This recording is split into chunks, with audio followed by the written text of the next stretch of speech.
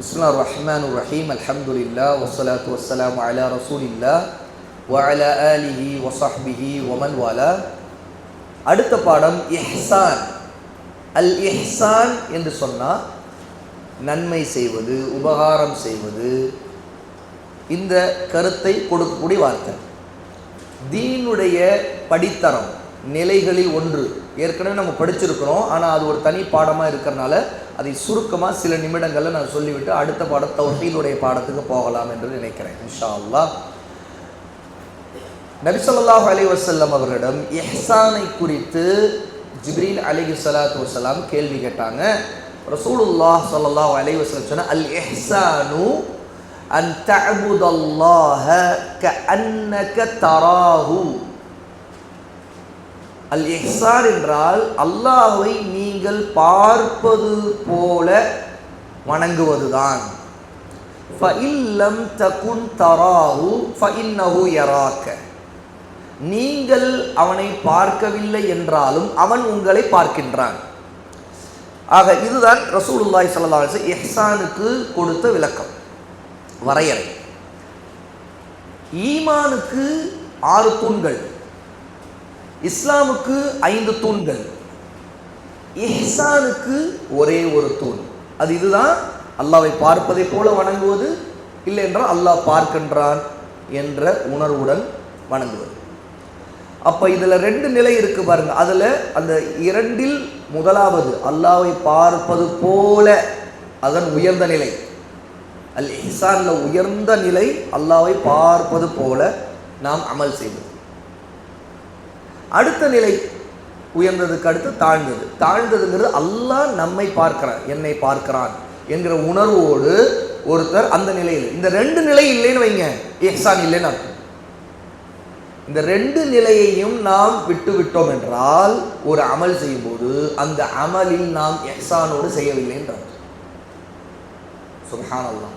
பாருங்க, அப்போ இஹ்சான் அடையிறது எவ்வளோ கஷ்டமான ஒரு விஷயம், அது எவ்வளோ ஒரு மகத்தான நிலை. அது அந்த இஹ்சான் இல்லாமல் நம்ம அல்லாஹ்வை பார்க்கறது போலவும் நினைக்கல, அல்லாஹ் பார்க்கிறாங்கிற எண்ணமும் நமக்கு இல்லை, அப்படிங்கிற ஒரு எண்ணத்தில் நம்ம அமல் செய்யணும்னா இஹ்சான் இல்லைன்னு அர்த்தம் அந்த அமல்ல. அபூ ஹுரைரா ரலியல்லாஹு அன்ஹு அறிவிக்கக்கூடிய இந்த ஹதீஸ் புகாரியில் 50வது ஹதீஸாக, முஸ்லீமில் 9வது ஹதீஸாக இடம்பெறுது.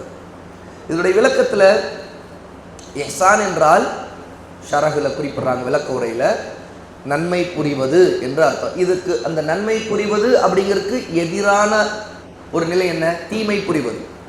அல் இசா அத்து. அல் இசா அத்து அப்படின்னு சொன்னா தீமை புரிவது. அல் இஹ்சானுக்கு எதிரான அல் இசா ஆ. இசா ஆ, இசா சீன் சாதல். அல் இசா அத்து ஹம்சா. அல் இசா அத்து அப்படின்னா அல் இஹ்சானுக்கு எதிரான. அதாவது இஹ்சான் என்றால் நன்மை புரிவது, அல் இசா ஆ இசா அத்து அப்படின்னா தீமை புரிவது. அப்போ இது 2 வகையாக நம்ம பார்க்கிறோம். முதலாவது அல்லாஹ்வை வணங்குவதில் ஒருவர் நன்மை புரிவது. இதைத்தான் இந்த ஹதீஸ் ஜிப்ரீல்ல நாம் படிக்கக்கூடிய அல் இஹ்சான். அல் இஹ்சான் அன் தஅபுதல்லாஹ கஅன்னக தராஹு. நீங்கள் அல்லாஹ்வை வணங்குவது அவனை பார்ப்பதை போல, கஅன்னக தராஹு அவனை பார்ப்பதை போல. அப்போ இந்த முதலாவது வகை இது மிகவும் சிறந்தது. அது அல்லாஹ்வை வணங்குவதே ஒருத்தர் அல்லாஹ்வை பார்ப்பதை போல. இது நன்மை புரிவதில், இஹ்சான்ங்கிற நன்மை புரிவதில் இது முதலாவது. 2 வகை இருக்குது. இன்னொன்று படைப்புகளுக்கு நன்மை புரிவது. அது எதுவாக இருக்கட்டும், எந்த படைப்பாக இருக்கும், அல்லாஹ்வுடைய படைப்புக்கு. அப்போது நம்முடைய தாய் தந்தைக்கு நன்மை புரிவதாக இருக்கலாம், பிள்ளைகளுக்கு நன்மை புரிவதாக இருக்கலாம், ஒரு கணவன் தன் மனைவிக்கு, ஒரு மனைவி தன் கணவனுக்கு, சகோதரர்கள் சகோதரர்களுக்கு, சகோதரிகளுக்கு, பக்கத்து வீட்டுக்காரருக்கு, தெருவிலே பார்க்கக்கூடியவருக்கு, ஒரு ஏழைக்கு, ஒரு அனாதைக்கு, இப்படி எப்படி வேணாலும் படைப்புகளுக்கு நன்மை புரிவது 2வது. அப்போ 2 விதமான இஹ்சான் இருக்குது. 2 விதத்திலும் நன்மை புரியக்கூடியவராக ஒரு முஹ்சீன் இருப்பார், முஹ்சீன் இஹ்சான் உள்ளவர் இருப்பார். அல்லாஹ்வை வணங்குவதில் நன்மை புரிவது என்பது மன தூய்மையோடு, இஹ்லாஸோடு அல்லாஹ்வுக்காக இபாத் செய்வதை குறிக்கும். இஹ்லாஸோடு செய்கிறது. அதோடு நபி ஸல்லல்லாஹு அலைஹி வஸல்லம் அவர்களை பின்பற்றி சுன்னாவையும் குறிக்கும். அப்போ இஹ்லாஸும் சுன்னாவும் சேர்ந்து செய்யும் போது அல்லாஹ்வை வணங்குவதில் அடையும், அல்லாஹ்வுக்கு செய்ய வேண்டிய இபாதத்தா மாறிடும். அப்போ இஹ்சான் இந்த முதலாவது அல்லாஹ்வுக்கு செய்யக்கூடிய இபாதத்தாக ஒரு நம்முடைய செயல் அமையணும் அப்படின்னா முதல்ல இஹ்லாஸ் இருக்கணும். அல்லாஹ்வுக்காக தவிர வேறு யாருக்காகவும் செய்யக்கூடாது. உலக ஆதாயத்துக்காக, மற்றவருடைய பாராட்டு, புகழ்ச்சி, முகஸ்துதி, மற்றவரோட காட்டுறதுக்காக அதெல்லாம் இருக்கக்கூடாது. அல்லாஹ்வுடைய திருப்திக்காக செய்கிறோமா அது இஹ்லாஸோடு இருக்கணும். அந்த இஹ்சான் அதோடு சுன்னாவும் சேர்ந்துருச்சு அப்படின்னா அது இபாதத்தாக மாறிடும். அப்போ என்னன்னா நம்ம செய்யக்கூடியது அது ஒரு செயல், அது வேணா தொழுகையா இல்லாமல் இருக்கலாம், ஆனால் வேறு ஒரு காரியம் தான். ஆனால் அல்லாஹ்வுக்காக செய்த சுன்னாவை கடைபிடிச்சு செய்திருந்தோம் அப்படின்னா அது அல்லாஹ்வுடைய இபாதத்தாக ஏன்னா அது அல்லாஹ்வுக்காக செய்த இஹ்சானோடு உள்ள நன்மையாக மாறிடும். சரிங்களா? அப்போ ரசூல் ஸல்லல்லாஹு அலைஹி வஸல்லம் இஹ்சான் அப்படின்னு சொல்லும்போது இங்கே இஹ்லாஸையும் சுன்னாவையும் சேர்த்து குறிப்பிடக்கூடிய இபாதத்தை குறிப்பிடுறாங்க. அப்போ ஒரு இபாதத்தாக ஒன்று ஆகணும்னா அது இஹ்லாஸும் சுன்னாவும் இருக்கணும். இஹ்லாஸும் சுன்னாவும் இல்லைன்னா அது இபாதத்தாக அல்லாஹ்விடம் ஆகும். அப்போ ஒருத்தர் ஏதோ ஒரு படைப்புக்கு ஒரு நன்மை செய்கிறாரு, இஹ்லாஸும் இல்லை, அப்போ என்ன ஆச்சு? அல்லாஹ்வுக்காக உள்ள இபாதத்துடைய வட்டத்தில் அதுக்கான கூலி அவர் அடைய மாட்டார். நாளைக்கு மறுமையிலே கிடைக்க வேண்டிய கூலி அவர் கிடைக்காது. இந்த உலகத்தில் ஏதோ ஒரு காரியத்தை நன்மையை அவர் செய்கிறார், இந்த உலகத்தில் அவர் அடைஞ்சிருவார் அதுக்குரிய நன்மையை. மறுமையில் அல்லாஹ்வுக்கு செய்கிற ஒரு இபாதத்துங்கிற அடிப்படையில் அதுக்கு ஒரு உயர்ந்த அந்தஸ்து இருக்குமானா இருக்காது. உலகத்தில் செய்யக்கூடிய சில காரியங்கள். ஆனால் ஒன்றை நாம் செய்கிறோம், பிரதிபலனை எதிர்பார்க்கல, அல்லாஹ்வின் முகத்திற்காக செய்கிறோம். ஆனால் அது ஒரு உலக காரியமாக கூட இருக்கலாம். ஒருத்தருக்கு கடன் கொடுக்குறோம், அவருடைய கஷ்டம் தெரியுது, நாம் ஒரு கடன் கொடுக்குறோம். உடனே அது கடன்கிறது என்ன? இந்த உலகத்தை திரும்ப அதை அடையிறது தானே நோக்கமாக இருக்கும். கடன்கிறது திரும்ப கொடுத்துருங்கன்னு தானே அர்த்தம். அதுக்கு இல்லாட்டி சதக்கா தர்மம் ஆயிருமே. அப்போது கடன் தான் கொடுக்குறோம், ஆனால் அது உலக விஷயந்தான். ஆனால் அது மறுமைக்காக மாற்ற முடியும். எப்படி? அது கூலி அல்லாட்டையும் கிடைக்கணும். எப்படி? இல்லை இந்த உலகத்தில் கொடுத்த கடன் திரும்ப நம்ம வாங்கிட்டோம்னா அப்போ அல்லாவோட நாளைக்கு கூலி கிடைக்காதா? அப்படி இல்லை, அல்லாவோட நாளைக்கு கூலி கிடைக்கும். ஆனால் அது உலகத்தில் நம்ம கொடுத்த அந்த பணம் திரும்ப கைக்கே வந்துட்டாலும் அந்த கொடுத்தது கடன்கிறது அல்லாஹ்வின் திருப்திக்காக கொடுத்திருந்து பிரதிபலனை நம்ம இந்த உலகத்தில் எதிர்பார்க்கலைன்னா அல்லாஹ்விடம் அது நாளை மறுமையிலே கிடைக்கக்கூடிய கூலியாக மாறிடும். அப்போ அதை அவனுடைய முகத்துக்காக கொடுத்தோம்ல, அப்போ அது இஹ்சானோடு செய்த படைப்புகளுக்கு செய்த நன்மை. ஆனால் படைப்புகளுக்கு செய்த நன்மை தான், ஆனால் ஒரு இபாதத்தா மாறிடுச்சு. ஏன்னு கேட்டால் இஹ்லாஸ் அதில் இருந்துச்சு, பிரதிபலனை அல்லாஹ்ட்ட எதிர்பார்க்குறோம். ஆனால் கொடுத்ததுனோ கடன் தான், கொடுத்த அந்த பணம் திரும்ப கைக்கு வரணும்னு எதிர்பார்த்தோம் தான், வரவும் செய்துச்சு. நம்ம ஒன்று தள்ளுபடி செய்த கடனில் வரல, அல்லது தர முடியலைங்கிற நிலையில் கடைசியில் அவருக்கு தள்ளுபடி செய்த சதக்காவா ஆக்கலை, கைக்கு திரும்ப வந்துருச்சு. ஆனாலும் அல்லாஹ்வோட அது கூலி கிடைக்கும். அதுக்கு இஹ்சான் இருந்திருந்து அல்லாஹ் பார்க்குறான், அல்லாஹ் இதை பார்க்கணும், நான் கொடுக்குறத அல்லாஹ் பார்த்தா போதும், எனக்கு அதுதான் தேவை, திரும்ப எனக்கு கொடுத்தான் போகுது, ஆனால் இது நான் அல்லாஹ்வுக்காக கொடுக்குறேன், நான் கொடுக்குறேனே அவரிடம் வந்து பிரதிபலனை எதிர்பார்க்கல. எப்படி? ஒருத்தர் கடன் கொடுப்பார், கொடுத்துட்டு கொடுக்கும் போதே யோசிப்பார், நாம் இவருக்கு உதவுனா நாளைக்கு நம்மளோட ஏதோ ஒரு வேலையாகும், நாம் வேலை வாங்கிக்கலாம். நிறைய பேர் என்ன நினைக்கிறாங்க, கஷ்டப்படுறவங்க ஏதோ வந்து கேட்டாங்கன்னா, அவங்களுக்கு ஏதோ ஒரு உதவி செய்தாங்கன்னா பிறகு அவங்கள்ட்ட இருந்து அதை விட பெரிய மடங்கு வேலைகளை வாங்கிக்குவாங்க. அது கஷ்டப்படுறவருக்கே தெரியும், நம்ம அவசரத்துக்கு கேட்டோம், இப்போது சங்கடமாக இருக்குது, நம்ம மாட்டோன்னு சொல்ல முடியல, அவங்க நம்ம வேலை வாங்கிக்கிறாங்க, நம்ம வச்சு வேலை வாங்கிக்கிறாங்க. அதே விஷயத்துக்கு வேற ஒரு இடத்துல வேற ஒரு அவங்க கூலியாக ஏன்னா அவங்களுக்கு பெரிய செலவாக இருக்கும். ஆனால் நம்மிடம் அதெல்லாம் அனுபவிச்சுக்குவாங்க. ஏன்னா நாம் அவங்கள்ட்ட ஒரு கடன் பட்டு நமக்கு செய்த உதவி தர்மம், அதுக்காக அவங்க இதுக்கு அல்லாட்ட ஒரு கூலி, இது இஹ்சான் உள்ளது, இது இஹ்சான் இல்லை. இஹ்சான் இல்லைன்னா இஹ்லாஸ் இல்லை, சுன்னாவும் இல்லை, சுன்னாவுக்கு மரணானு பிரதிபலனை எதிர்பார்க்கக்கூடாது. இன்னும் சொல்ல போனா தெரிந்து கொள்ளுங்கள் சகோதர சகோதரிகளே, நாம் ஒருவருக்கு ஒரு தர்மம் செய்து அல்லது ஏதாவது உதவி செய்து எனக்காக நீங்கள் துவா செய்யுங்கன்னு சொன்னோம்னா அது கொடுக்கக்கூடிய மறந்துட வேண்டியதுதான். அப்போ முடிவு பண்ணிடுங்க. இந்த கோரிக்கையை வச்சோம் நீங்கள், நாங்கள் கொடுத்தோம், கொஞ்சம் திவாலமே அனுப்பிச்சு துவா செய்யுங்க அப்படின்னு சொன்னோம்னா அதுக்கு பிறகு அதுக்கான கூலி அல்லாட்ட கிடைக்காது. நாம் இந்த கேட்டோம்ல, இது பிரதிபலன் கேட்டோம் அப்படின்னா என்ன, நாங்கள் இந்த உதவி செய்து நீங்கள் எங்களுக்காக துவா செய்யணும், அது மூலம் எங்களுக்கு வேற நலன் நடக்கணும் அப்படின்னு நாம கோரிக்கை வச்சோம். அவங்க செய்யறது சிறந்தது, அது அவங்களா செய்யணும்.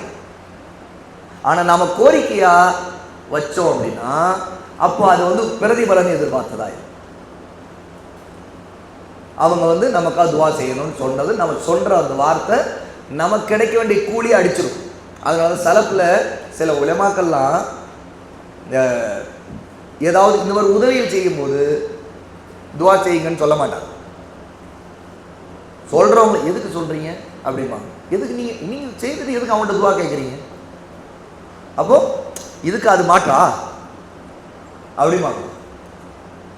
இன்னும் சொல்ல போனால் ஒருவருக்கு ஒரு அன்பளிப்பு கொடுத்தோம், அந்த அன்பளிப்பு கொடுத்த அந்த கணக்கு வச்சுட்டு ஒருத்தர் அதே மாதிரி அந்த குறிப்பிட்ட கால அளவு வச்சு இன்னொரு அன்பளிப்பு கொண்டு வந்து அதுக்கு இதுவா அப்படி வேண்டாம் அப்படின்னு மறுப்பாங்க. ரசூலுடைய ஹதீஸே இருக்கு, அன்பளிப்புக்கு பகரம் அந்த கணக்கு அளவு வச்சு செய்யறது. கொடுத்தா இந்த வருஷம் கொடுத்தா அடுத்த வருஷம் நாம கொடுக்கணும், அந்த கணக்கு வச்சு தான் கொடுக்கணும், இல்லாட்டி கொடுக்கறது. அப்துல்லா இப்னு உமர் ஹதீஸ் ஒன்று இருக்கு. அப்போ இதெல்லாம் ஏன் இந்த மாதிரி மார்க்கம் சில விஷயங்களை இதில் தலையிடுதுங்க? எஹ்சானுக்கு எதிரான இதெல்லாம் நன்மை புரிவதில் நம்மிடம் அல்லாவுக்காகங்கிற அந்த இதெல்லாம் அடிபட்டோம். அல்லாஹ் பார்க்குறான் அப்படின்னும் அல்லாவை நான் பார்க்குறேங்கிற எண்ணமே இருக்காது. நம்முடைய நோக்கமெல்லாம் இதுக்கு இது என்ன கிடைக்கும், இதை போட்டால் இது விளையும் சொல்கிறோம் இல்லையா, இது இவ்வளோ போட்டால் அவ்வளோ லாபம் கிடைக்கும் அப்படின்னு சொல்கிறாங்க இல்லையா மக்கள் வியாபாரத்தில். அது ஒரு வியாபாரம், அது அந்த வியாபாரம் ஓகே, வியாபாரம் ஹலால், நீங்கள் உங்களுக்கு இந்த உலகத்தோடு முடிஞ்சிச்சு, நாளை மறுமையில் நிற்காதீங்க அதுக்கு அப்படின்னு வரலாம். அப்போ பிரதிபலனை எதிர்பார்க்க. அதனால தான் அபூபக்கர் ரலியல்லாஹு அன்ஹு அந்தஸ்து அல்லாஹ்வோட மிக உயர்ந்ததார். ஏன்னா அபூபக்கர் ரலியல்லாஹு அன்ஹு முஸ்லீமான அடிமைகள், மிக கஷ்டத்தில் இருக்கக்கூடிய அடிமைகளை மக்காவில் பார்த்து பார்த்து அவங்கள விடுதலை செய்தாங்க. அதை பார்த்து அபூபக்கருடைய தந்தை அபூ குஹாஃபா அபூபக்கர் சொன்னாங்க, நீ அடிமை விடுதலை செய்கிற நல்ல விஷயந்தான், ஆனால் நல்ல பலசாலியான அடிமை விடுதலை செய். ரொம்ப நோஞ்சான சக்தி இல்லாத கஷ்டத்தில் இருக்கிறவன், இன்னைக்கு நாளைக்கு மௌத்தா போகிறவன், அவனை பார்த்து விடுதலை செய்துட்டு உனக்கு எவனும் வரமாட்டானே, இவெல்லாம் உதவ மாட்டானே அப்படின்னாங்க. இப்போ அபூபக்கர் ரலியல்லாஹு அன்ஹு சொன்னாங்க, நான் அல்லாஹ்வின் முகத்திற்காக செய்கிறேன். முஸ்லீம் ஆகிட்டாரு, அவர் கஷ்டப்பட்டு இருக்காரு, அவரை கொண்டு எனக்கு இங்கே பிரதிபலன் தேவையில்லை, அவர் விடுதலை அடையட்டும், அவர் சுதந்திரமா அல்லாஹ்வை வணங்கட்டும், இதுதான் எனக்கு தேவையை தவிர. ஏன்னா அடிமைகள் விடுதலை செய்துட்டு அவங்க ஒரு பக்கம் ஒரு பலசாலியா அடிமையாக இருந்தால் ஏதாவது ஹெல்ப்புக்கு வருவாங்க. அதாவது அபூபக்கருடைய தந்தைக்கு என்னென்னா, உனக்கு எதிரிகள் இங்கே இருக்கிறாங்க, உன்னை காப்பாற்றுறதுக்காக இந்த அடிமைகள் பலசாலியான அடிமைகள் இருந்தால் ஹெல்ப்புக்கு வருவாங்கல்ல, நீ விடுதலை செய்துட்டு அவன் சுதந்திரமாயிட்டான், உனக்கு பாடி கார்டு மாதிரி இருப்பானே அப்படி. ஆனால் நீ விடுதலை செய்கிறது எல்லாமே ஒரு நோஞ்சானா இருக்கிற ஆளாக இருந்தால் அவன் எப்படி உனக்கு ஹெல்ப் பண்ண முடியும், உனக்கு எப்படி கூட பக்கபலமாக இருக்கும் அப்படின்னா அபூபக்கர் சொன்னாங்க, இல்லை இல்லை, அல்லாஹ்வின் முகத்திற்காக செய்யணும். அப்போ தான் அல்லாஹ் தஆலா அந்த ஆயத்துக்களை இறக்குறார், அல்லாஹ்வின் முகத்திற்காக பிரதிபலனை எதிர்பார்க்கவில்லை. அது அபூபக்கரை பற்றி இறங்கிய ஆயத்து. அப்போ இஹ்சானோடு அபூபக்கர் ரலியல்லாஹு அன்ஹு அங்கே நடந்து கொண்டாங்க அப்படிங்கிறத நம்ம இங்கே தெரிஞ்சுக்கணும். ஆகவேதான் இந்த இஹ்சான்கிற பாடத்தை அகீதாவுடைய பாடத்தில் குறிப்பிடுறாங்க. ஏன்னா இஹ்சான் இல்லாத போது பல நேரங்களில் நம்முடைய அமல்களில் இஹ்லாஸ் இல்லாத நிலை வந்துடும் அப்படிங்கிறதும் இங்கே உள்ள மிக முக்கியமான கருத்தாக இருக்குது. அப்போ ஒருவர் இஹ்சானோடு ஒரு அமலை செய்யும்போது அவர் அல்லாஹ்வுடன் பரிபூர்ணமான ஈமானை வெளிப்படுத்துகிறார், அல்லாஹ்வோட பணிவை வெளிப்படுத்துகிறார், அல்லாஹ்வுக்காக தன்னை அர்ப்பணித்துக் கொள்கிறார். அதே மாதிரி அல்லாஹ்வுக்கு அஞ்சுகிறார், அல்லாஹ் எப்போதும் பார்க்கிறாங்கிற உணர்வோடு இருக்கிறார். முராக்கபா என்று சொன்னால் அல்லாஹ்வின் கண்காணிப்பின் கீழேயே இருக்கின்ற உணர்வு, அதான் அல் முராக்கபா. ஆகதான் இமாம் நவவி ரஹிமஹுல்லாஹ், நீங்கள் உங்களிடம் ரியாது சாலிஹீன் புத்தகம் ஹதீஸ் தொகுப்பு நூல் இருந்தால் அதில் எடுத்து பாருங்கள். இமாம் நவவி அல் முராக்கபா அப்படிங்கிற ஒரு பாடத்தை ஒதுக்குறாங்க. ஆரம்பத்திலே இருக்கும், சில பாடங்கள்லேயே வந்துடும் அது அல் முராக்கபா.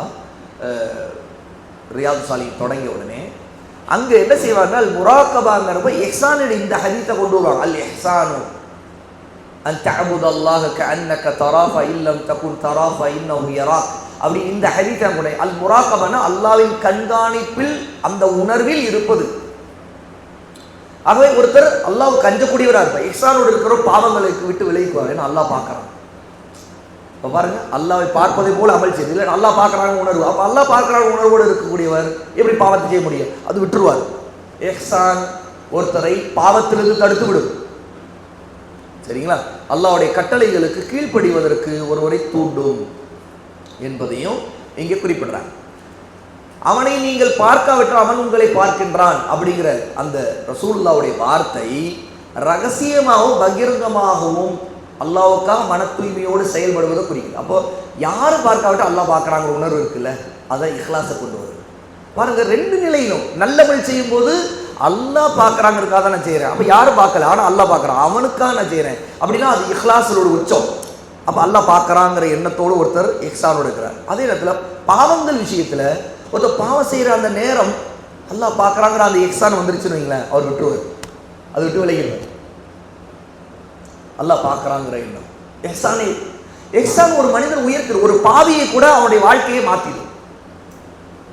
ஆகதான் குகையில் சிக்கிக்கொண்ட 3 பேருடைய சம்பவத்தை பார்த்தீங்கன்னா அதில் இஹ்சானுடைய உயர்ந்த தரம் ஒன்று அதில் சொல்லப்படுது. அந்த 3 பேரும் ஒவ்வொரு துவாவை தம்முடைய வாழ்நாளில் அல்லாஹ்வுக்காக செய்த ஒரு அமலை சொல்லி சொல்லி வசீலா கேட்குறாங்க.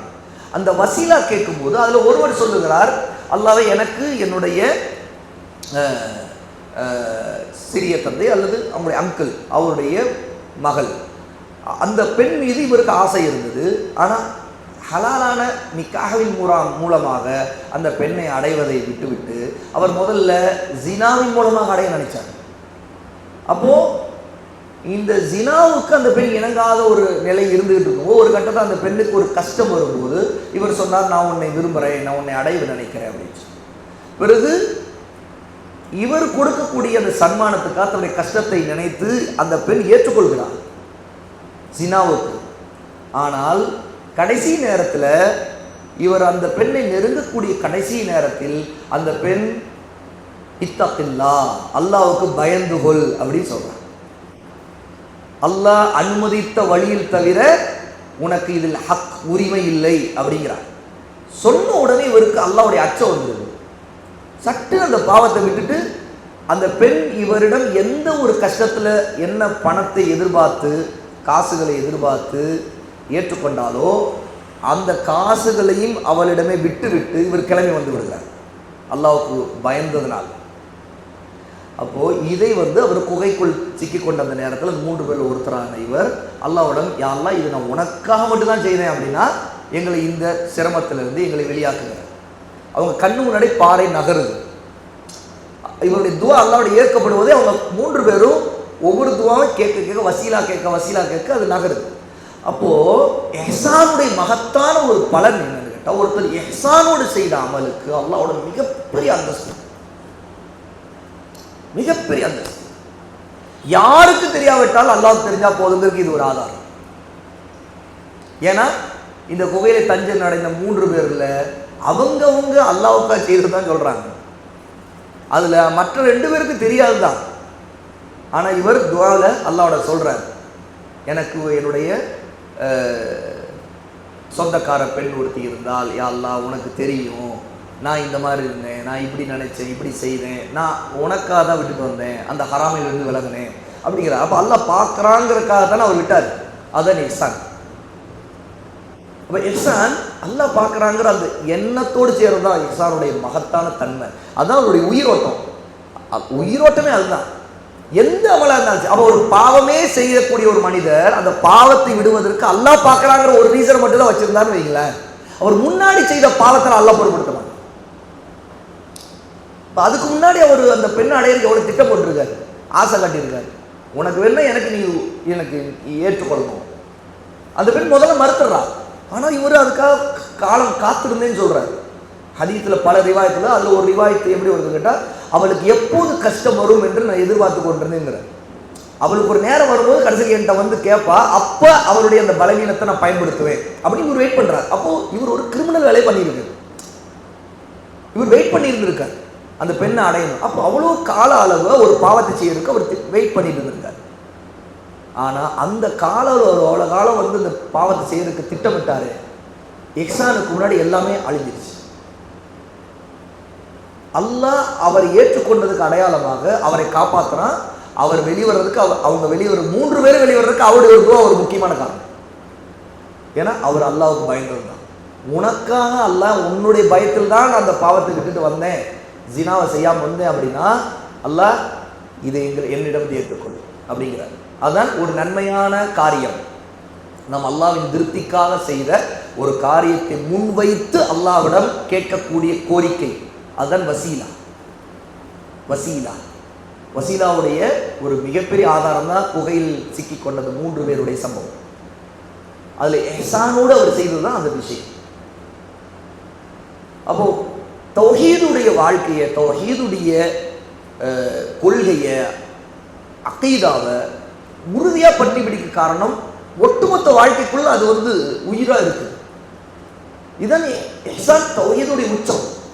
ஏன்னா ஒருவன் அடையக்கூடிய அந்தஸ்திலே உயர்ந்தது அதுதான், அதுக்கு மேல இன்னொரு அந்தஸ்து இல்லை.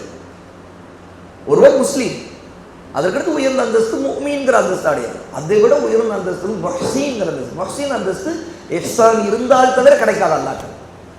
பாருங்கள், முஹ்ஸீன் அந்தஸ்தை ஒருத்தர் அல்லாஹ்விடம், ஒரு பாவி கூட தன் பாவத்தில் இருந்த ஒரு விடுபட்டு தௌபா செய்வதை கொண்டு அல்லாஹ்வை நெருங்க முடியும். அதை வசீலாவாக ஆக்கணும். அதாவது ஒரு பாவத்தை விடுவது ஒரு வசீலாவாக மாறும், ஒரு நன்மையை செய்வதும் ஒரு வசீலா. ஏன்னா அதே அந்த 3 பேருடைய சம்பவம் நீங்க மற்றவங்க 2 பேரை பார்த்தீங்கன்னா, அவங்க 2 பேரும் செய்தது நன்மை, இவர் ஒருத்தர் செய்ததுதான் பாவத்தை விடுவது. மற்றவங்க 2 பேர்ல ஒருவர், எனக்கு வயதான தாய் தந்தை இருந்தாங்க, அவங்களுக்கு உணவு ஊட்டாம, இரவு உணவு அவங்க சாப்பிடாம, அவங்க பால் குடிக்காம நாங்கள் தூங்க மாட்டோம், என் குழந்தை புள்ள விட்டு யாருக்கு நான் பால் கொடுக்க மாட்டேன். இவர் போயிட்டு பால் கறந்து கொண்டு வந்துட்டு அவங்க வரும்போது முதல்ல அவங்களுக்கு தான் கொடுப்பார். ஏன்னா இவன் வயசானவங்க, அவங்க தான் முதல்ல குடிக்கணும். பிள்ளைங்க அழுதுகிட்டு இருக்கும், முதல்ல அவங்களுக்கு தான் கொடுப்பார். அப்புறம் தான் இவர் தன்னுடைய பிள்ளைகளுக்கு கொடுப்பார், தன் மனைவி தனக்கு எடுத்துக்கொள்வார். இது ஒரு நன்மையான காரியம் இல்லையா? ஒரு நாள் வராரு, அவங்க 2 வயசானவங்க தூங்கிடுறாங்க. இவர் காத்துக்கிட்டே இருக்கார். எப்படி? காலடியே உட்காந்து வெயிட் பண்ணிட்டு இருக்காரு, எப்போ கண் விழிப்பாங்கன்னு பார்த்துட்டு இருக்காரு. எப்படி? பால் பாத்திரத்தை கையில் வச்சுக்கிட்டே வெயிட் பண்ணிட்டு இருக்காரு, எப்போ விழிப்பாங்க. அவங்க விழிச்சது ரொம்ப லேட்டு. இதுக்கிடையே பிள்ளைங்க அழுது தூங்கிடுச்சுங்க. அவருடைய பிள்ளைங்களும் தூங்கிட்டாங்க, அழுதுகிட்டு இருந்தவங்க பாலுக்காக. இவருடைய காலடி அவங்க இருந்தாங்க. அந்த காட்சியை நினைச்சு பாருங்க. இவர் தன் தாய் தந்தை காலடியை காத்துக்கிட்டு இருக்காரு, அவங்க விழிக்கணும். ஆனால் விழிச்சுக்கிட்டு இருக்கிற பிள்ளை பாலுக்காக அழுதுகிட்டு இருக்குது. அந்த குழந்தைங்க அவருடைய காலடியே கிடக்குதுங்க, கிடைக்காதாங்க. சுப்ஹானல்லாஹ், எவ்வளோ பெரிய மகத்தான அமலை அவர் செய்கிறாரு. தாய் தந்தையுடைய அவங்க பசியாகணும், ஆனால் அவங்க தூங்கிட்டு இருக்கிறாங்க. அவங்க எழுந்து பசியாகணும், அதுக்கு பிறகு தான் மற்றவங்க ஒரு பெண் இருக்காரு. இது அவர் எப்படி அல்லாஹ்ட்ட சொல்கிறாரு, அல்லாஹ் இதை நான் உனக்காக மட்டும்தான் செய்தேன் அப்படின்னா, இந்த இந்த எங்களுடைய அபாயத்திலேருந்து ஆபத்துலேருந்து எங்களை காப்பாற்றிடு. இவர் கேட்ட துவா உடனே பாறை நகருது. இது நன்மையான அமல். இன்னொருத்தர் கூலி கொடுக்குற விஷயத்தில் இவர் ஒரு வேலையாளை வச்சு கூலி கொடுக்கறதுக்கு பேசிக்கிறாரு. ஆனால் கூலி கொடுக்குற நேரத்தில் அவர் வந்து இல்லை எனக்கு பத்தாது அப்படிங்கிறாரு. சொல்லிட்டு அவர் கிளம்பி போயிடுறாரு, வாங்க மாட்டேன்னு போயிடுறாரு. கூலி நான் வாங்க மாட்டேன் அப்படின்னு சொல்லிட்டு. இப்போ அது இவர் கையில் இருக்குது. இப்போ என்ன செய்யறது? இவர் அதே கூலியை எடுத்து அந்த பணத்தையும் அதையும் போட்டு இன்வெஸ்ட் பண்ணி விவசாயம் பண்ணுறாரு. பார்த்தா இவருக்கு அந்த பணத்தில் பெரிய செல்வம் சேர்ந்தது. எந்த அளவுக்குன்னா ஆட்டு மந்தைகள் எல்லாம் பெரிய செல்வந்தரா மாறிடுறாரு. அந்த கூலியிலிருந்து வளர்ந்தது தான் இந்த லாபங்கள்லாம். பின்னாடி ஒரு நாள் அவர் வராரு, வாங்க கோச்சுட்டு போனவர் வந்து சொல்றாரு என்று கொடு அப்படின்னு. அவரு சொல்றாரு, இந்த அந்த 2 மலை இருக்குது, அதுக்கு மத்தியில் இருக்கிற எல்லா ஆடும் உனக்கு தான், எடுத்துட்டு போ அப்படின்னு, ஓட்டிட்டு போ அப்படின்னு. என்ன கேலி செய்றியா என்னைய அப்படிங்கிறார் இவரு. கூலி வாங்க வந்தவர், என்ன கேலி செய்றியா, நான் எனக்குள்ளதை கொடுப்பா அவரு. இல்லைங்க அது உங்களுக்குள்ளது தாங்க. என்ன சொல்றீங்க? இல்லை உங்களுக்குள்ளது, அதை எடுத்துட்டு எல்லாம் ஓட்டிட்டு போங்க, அது உங்களுக்கு தான் சொந்தம் அப்படிங்க. எப்படி நீங்கள் மாட்டேன்னு வாங்க மாட்டேன்னு போயிட்டீங்க, அதை நான் முதலீடாக போட்டேன், அல்லாஹ்வுத்தாலா பரக்கத் செய்தான், அதுலேருந்து வளர்ந்து தான் இது. ஆகவே இதோடைய முதலீடெல்லாம் உன்னுடையது தான், அது எல்லாம் உன்னுடையது தான், நீ எல்லாமே எடுத்துகிட்டு போகலாம் அப்படின்னு. அவர் ரொம்ப சந்தோஷமா, அப்படியா நான் ஓட்டிட்டு போகிறேன்னு சொல்லிட்டு அவர் சந்தோஷப்படார். இவருக்கு மனசில் ஒரு கஷ்டமும் இல்லை. இவர் மொத்தமாக அந்த கூலிருந்து கிடைச்ச அத்தனையும் கொடுத்துட்டார். அப்போ இதே அல்லாட்ட சொல்கிறார், அல்லாஹ் இதை நான் உனக்காக தான் செய்தேன். ஏன்னா அவருக்கு தெரியவே தெரியாது, ஆனால் இவர் தானே செய்திருக்காரு. ஆனால் அல்லாஹ் உனக்காக தான் செய்தேன், நீ பார்க்குறேங்கிறதுக்காக செய்தேன் அப்படிங்கிற பாருங்கள். இது ரெண்டுமே நன்மையான அமல்களா? ஆனால் இந்த பக்கம் இந்த பெண்ணோட தகாத உறவுக்காக காத்திருந்தவர் ஒரு பாவத்துக்காக திட்டமிட்டிருக்காரு. எவ்வளோ அந்த பாவத்தை விட்டதை தான் எக்ஸானா நினைக்கிறாரு. அதான் எக்ஸானாங்க. ஏன்னா அல்லாஹ் பார்க்குறாங்கிறதுக்காக விடுறாரு. அந்த ஒரு வெட்ககரமான மானக்கேடான செயல அந்த பெண் அல்லாஹ்வுக்கு பயந்து கொள்ளுன்னு சொல்லும் போது அல்லாஹ் பார்க்குறாங்கிறதுக்காக விடுறாரு. இந்த எக்ஸான் ஒரு பாவத்தை விடுவதை கொண்டு அந்த அந்தஸ்து அடைகிறதுங்கிறது எவ்வளோ பெரிய. அதனால தான் பொதுவாக தௌபா செய்கிற மனிதர்கள் அல்லாஹ்வின் பக்கம் நெருங்கிறதுக்கு, தௌபாவின் பக்கம் நெருங்கிறதுக்கு யோசிக்கவே தேவையில்லை. விடுறதுக்கு யோசிக்கவே தேவை. ஒரு பாவத்தை விடுறதுக்கு விட்டதுனால கிடைக்கிற சந்தோஷம் ஒரு அமலை செய்வதனால் கிடைக்கிற சந்தோஷத்தோட பெருசு. சுப்ஹானல்லாஹ். ஒருவர் செய்யக்கூடிய நன்மையான காரியங்களால் கிடைக்கிற சந்தோஷத்தை விட தெரியுமா? ஒரு பாவத்தை விட்டதுனால் அல்ஹம்துலில்லாஹ் என் ரப்புக்காக விட்டேன். அதாவது நம்ம சொல்கிறோம் பொதுவாக தகாத அஃபேர்ஸ் கான்டாக்டில் இருக்கிற ஆண்கள் பெண்கள் அல்லாஹ்வுக்காக விட்டீங்கன்னு நீங்கள் சுப்ஹானல்லாஹ் அல்லாஹ்வுடைய அந்தஸ்து மிகப்பெரிய அளவுக்கு வைத்து. இதில் அந்த பஞ்சாயத்து நேரம் சொல்லக்கூடிய மிக முக்கியமான விஷயம் தான் அவங்களுக்கான நசீஹா.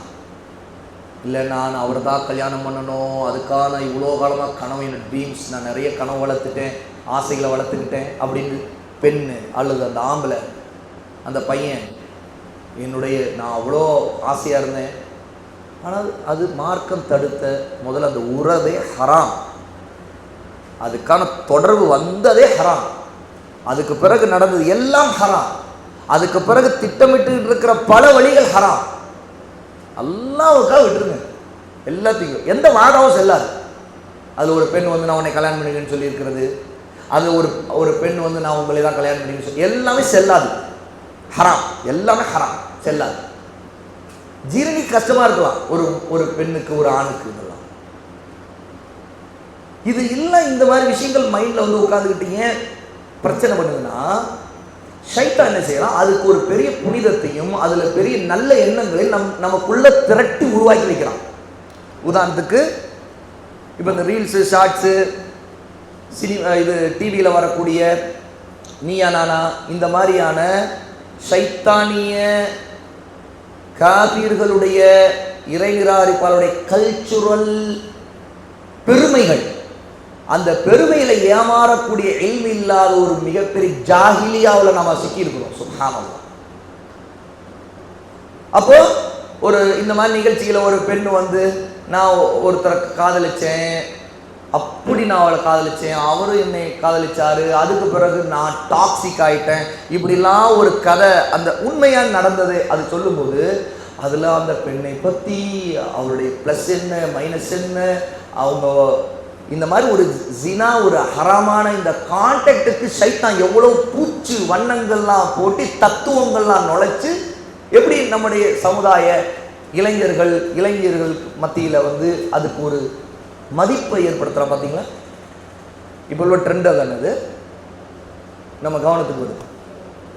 அப்போது அந்த பெண் செய்தது சரியா அல்லது அந்த ஆண் செய்தது சரியா, அதில் இருக்கக்கூடிய தத்துவம் என்ன, அதில் இருக்கக்கூடிய ரசனைகள் என்ன, அது எவ்வளோ புனிதமானது. ஷைத்தான் பாருங்க, இது மனித காதல் அல்ல, அதையும் தாண்டி புனிதமானது அப்படின்னு ஷைத்தானுடையதுன்னு அர்த்தம். இது ஷைத்தானுடையதுன்னு அர்த்தம். இந்த மாதிரி எந்த கேட்டகரியான இன்னைக்கு நம்ம கேள்விப்படுறதெல்லாம் தெரிஞ்சுக்க சகோதர சகோதரிகளே, இது ஷைத்தானுடையது. ஒரு பைத்தியக்காரனா ஒருத்தர் மாறிடுறது, ஒருத்தி பைத்தியக்காரியா மாறிடுறது, தன்னுடைய தான் விரும்பக்கூடிய ஆணின் மீது அல்லது தான் விரும்பக்கூடிய பெண்ணின் மீது, இது எல்லாமே அஷ்ஷிர்க் ஃபில் ஹுப். அஷ்ஷிர்க் ஃபில் ஹுப் அப்படின்னா என்ன? நேசத்தில் வரக்கூடிய ஷிர்க், இணை வைப்பு. இதுல முஸ்லிம்கள் எவ்வளவு பேர் சிக்கிறாங்க, கல்யாணமானவங்க சிக்கிறாங்க.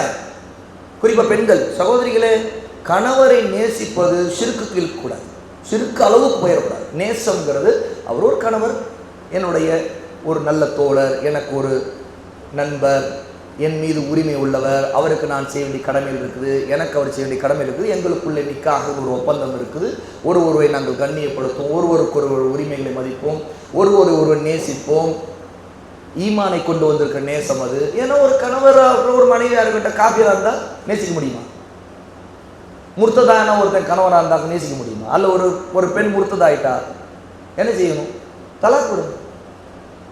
ஒருத்தன் கணவர் முர்த்ததாயிட்டான், குலம் வாங்கணும், நேசமே செல்லாது, நிக்காவே அப்புறம் ரத்தாய்.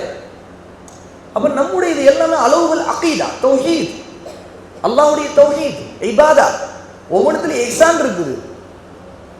அப்ப இன்னைக்கு நம்ம இங்க பார்க்கிறோமே, இன்னைக்கு இந்த காபிருடைய கலாச்சார சித்தாந்த தத்துவங்களுக்கு அவங்க அதை கொண்டு போய் சேர்க்கிறதுக்கு பயன்படுத்த ஊடகங்கள் என்ன?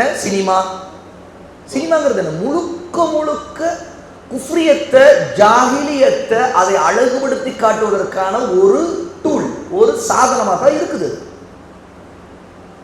சினிமா எடுக்கிறவங்க மக்கள் எதிலே, அதாவது ஷைத்தான்கள் பாடல்கள் மூலமா, இசையின் மூலமா, கலைகள், ஆர்ட் அப்படிங்கிற பேரில் நடிக்கிறவர் வெளிப்படுத்தக்கூடிய திறமைகள், பாவனைகள், என்ன தத்ரூபமாக நடிக்கிறாங்க, என்ன எக்ஸ்பிரஷன்ஸ் காட்டுறாங்க, இதையெல்லாம் வச்சு எதை நாடுறான் ஷைத்தான்? ஜாகிலியத்தையும், மாசியத் பாவத்தையும், ஃபிஸ்கையும், அல்லாஹ்வுக்கு கீழ்ப்படிவதில் வெளியேறுவதையும், ஹுப்புல நேசத்தில் வரக்கூடிய ஷிர்கையும் குஃபரையும் நாடுறான். அதுதான் இதெல்லாம். ஆக ஒரு கணவன் மனைவி நேசிப்பதில் கண்மூடித்தனமான நேசமோ, அல்ல ஒரு மனைவி கணவரை நேசிப்பதில் கண்மூடித்தனம் நேசமோ, அது அந்த நேசம் அல்லாஹ்வுக்கு மாறு செய்வதை நியாயப்படுத்தக்கூடியதாக இருந்துச்சுன்னா குஃபர் ஆயிடும். அல்லாஹ்வுக்கு மாறு செய்வதை நேசத்தின் பெயரால் நியாயப்படுத்தினால் குஃபர் அது. ஏன்னா அல்லாஹ்வின் மீதான நேசத்துக்கு இணையான நேசத்தை அங்கே கொண்டு வந்து வைக்கிறோன்னு அர்த்தம். அப்போ இன்னைக்கு அதனால தான் நம்ம சொல்கிறோம், சோசியல் மீடியாஸ், இந்த ரீல்ஸு, ஷார்ட்ஸு, இந்த மாதிரி நீயா நானா ப்ரோக்ராமு, அது இது பல போயிட்டு இருக்குது. அதெல்லாம் நம்ம கவனத்துக்கு கொண்டு வந்து நம்ம ஒரு வீடியோ பார்த்துட்டோம்னா அதோடு தொடர்புடைய வேற வீடியோஸை கொண்டு வந்து காட்டிக்கிட்டே இருப்போம். ஏன்னா அதுக்கெல்லாம் நம்ம பார்ப்போம், அதுக்கெல்லாம் அடிக்ட் ஆகும். ஆட்டோமேட்டிக்காக நம்மளுடைய மைண்ட் செட்டு அதெல்லாம் அதில் வந்து சும்மா பார்த்தேன்னு ஒரு மைண்ட் செட்டு. மக்கள் என்ன செய்கிறாங்க? அப்படி தான் போய் விழுகிறாங்க, அதில் லாக் ஆகிருக்கும். அவங்க எவ்வளோ நேரம் பார்த்தாங்க, கடைசியில் அவங்களே பாருங்க எத்தனை பார்த்துருப்பீங்க அப்படி பார்த்தா, வா சுப்ஹானல்லாஹ், ஆமாங்க கொஞ்ச நேரத்தில் 100 ஷார்ட்ஸ் பார்த்துருக்கேன், 80 ஷார்ட்ஸ் பார்த்துட்டேன். அவங்களுக்கு தெரியும், பார்க்குறவங்களுக்கு தெரியும். ஏன்னா அவங்க யூடியூப்பில் பார்த்தாங்க, அல்ல இதில் பார்த்தாங்கன்னா எத்தனை ஷார்ட்ஸ் போச்சு, எத்தனை ஷார்ட்ஸ்னா ஹிஸ்ட்ரியில் தெரிஞ்சிருது, இத்தனை ஷார்ட்ஸ் பார்த்துருக்குறாங்க. அதுக்கு பிறகு அதை மையப்படுத்தி அதுக்குள்ளே சுற்றி பேசிகிட்டு இருக்காங்க பாருங்க. நேரில் பேசுறது, ஃபேஸ்புக்கில் எவ்வளோ முசீபத்து.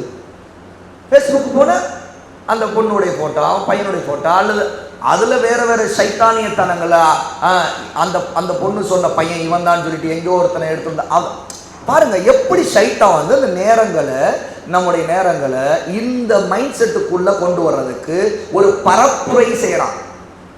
அது டிஸ்கஷன், கமெண்ட்ஸ் பார்த்தா கமெண்ட்ஸில் அந்த பொண்ணு செய்தது சரியில்லை, அந்த பையன் செய்தது சரியில்லை, அல்லது அந்த பொண்ணு இப்படி இருந்திருக்கான், இப்படி இருந்தான், அப்போ அந்த பையன் செய்யுது. அப்போ இது எல்லாமே எதை காட்டுது? ஒரு குஃப்ரியத்தான, ஜாகிலியத்தான நடத்தைகள், போக்குகளை நியாயப்படுத்துவதற்கு ஷைத்தான் இப்படிப்பட்ட டூல்ஸ் எல்லாம் யூஸ் பண்ணிட்டு இருக்கிறான்னு அர்த்தம். ஆக இது எல்லாமே நம்மை பாவங்களில் கொண்டு போய் தள்ளக்கூடிய விஷயம். ஆக நம்ம அதை விட்டெல்லாம் நம்மை பாதுகாத்து கொண்டு தூரமாகி விட வேண்டும். இதை எச்சரிக்கையாக வேண்டும். நம்முடைய வட்டத்தில் இருக்கிறவங்க அதை பற்றி பேசுனா அதை நம்ம பேச வேணாம். அது முதல்ல அது பேசுறது நம்முடைய நேரம் வீண். அது நமக்குள்ள அது வந்து நேரத்தை வீணடிக்கிறதோ, அதில் நாம் நம்முடைய அறியாமை காரணமாக சில விஷயங்களை சரி காண்பது, சில தவறு காண்பது. பார்த்தா இல்லாமல் ஒருத்தர் இது சரி அது தவறுன்னு சொல்லிட்டு இருப்பார். ஆனால் அதுக்கு சம்மந்தமே இருக்காது அவருக்கு. ஆனால் அவருக்கு அதிலே தப்பு செய்வார். அதுதான் நம்ம பார்க்குறோம். ஃபேஸ்புக்கில் கமெண்ட்ஸ் போடுறாங்க, பார்த்தா என்னதுன்னா அதில் ஒருத்தர் மாஷா அல்லாஹ் தொழுகையாளி தாய், பார்த்தா அவர் ஒரு கமெண்ட் போடுறாரு, அர்த்தம் இல்லாத மார்க்கு ஜாகிலான ஒரு கமெண்ட்டாக இருக்கு. சுப்ஹானல்லாஹ், ஜாகிலான கமெண்ட். பார்த்தா அது அவங்க பார்க்குற பார்வை, இது வேறு ஒரு பார்வையை பார்க்க வேண்டும், இது இன்னொரு பார்வை பார்க்க வேண்டும். அப்போ இதெல்லாம் எதை காட்டுது? அப்போ அது அந்த அல்கோரிதம் என்ன ஆகுது, ஷைத்தான் அதை கொண்டு அந்த கமெண்ட்ஸ், ஒரு குறிப்பிட்ட பதிவுக்கு கமெண்ட்ஸு, லைக்ஸு, ஈவன் ஹேட் பண்ணுறதுக்கு அதற்கு ரியாக்ஷன் காட்டுற எல்லாமே, அது உருன்னு ஒரு கோபத்தை காட்டுற முகத்தை போட்டாலும் இத்தனை பேர் கோபத்தை காட்டியிருக்கிறாங்க. அப்போ இதே மாதிரி மைண்ட் செட் உள்ளவன் யார் கோபத்தை காட்டுவானோ அவன் எதுக்கு இந்த மாதிரி வேற இருக்கும். அது அந்த ஃபேஸ்புக்கோ இல்லை இன்ஸ்டாகிராமோ அந்த அந்த குறிப்பிட்ட ரோபோட்டிக் சிஸ்டம் இருக்குது, அல்கோரிதம். அது வந்து அந்த குறிப்பிட்ட பதிவுகள், போஸ்டெல்லாம் இன்னும் அதிகமான பேரை அடையறதுக்கு வழிவகுக்குது. அப்போ நம்மையும் அறியாமல் நாமளே பாவத்தை பரப்புறோம்னு அர்த்தம். அல்லாஹ் பாதுகாக்கணும். ஆகவே அவ்வளோ மோசமான ஒரு விஷயங்களை தான் இன்றைக்கி நாம் எதிர்கொண்டிருக்கிறோம். நாம தான் எச்சரிக்கையாக இருக்கணும். இந்த மாதிரி விஷயங்கள் எல்லாம் நம்மை அல்லாஹ் விட்டும் மார்க்கத்தை விட்டும் தூரமாயிட்டது நம்முடைய இஹ்லாஸையும் இஹ்சானையும் நம்முடைய மார்க்க அறிவையும் நாசமாக்கி பாவத்தில் கொண்டு போய் தள்ளுங்கிறத நம்ம எச்சரிக்கையாக இருக்கணும். இன்ஷா அல்லாஹ்.